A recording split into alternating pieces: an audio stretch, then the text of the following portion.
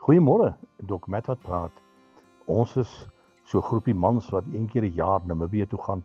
Dan gaan hengel ons daar in Henties Baai.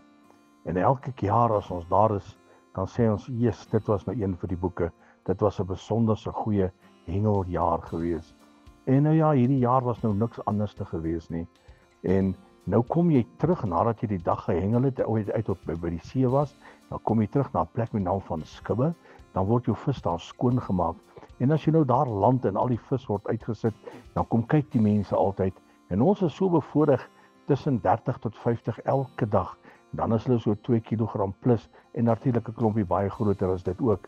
Maar dan sê die mense, "Wat se aas gebruik julle? Wat se gebied hengel julle? Waar vang julle?"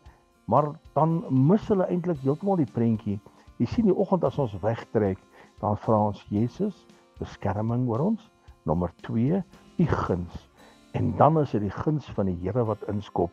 Dan begunstig hy ons en dan vang ons nou al hierdie vis. Wat 'n voorreg om die koning aan ons kant te hê, om te vra vir guns en dat hy sy guns op ons uitgiet. Ek is so dankbaar ek is 'n koningskind, dat ek guns van hom kan verwag. Herlewingsgroete.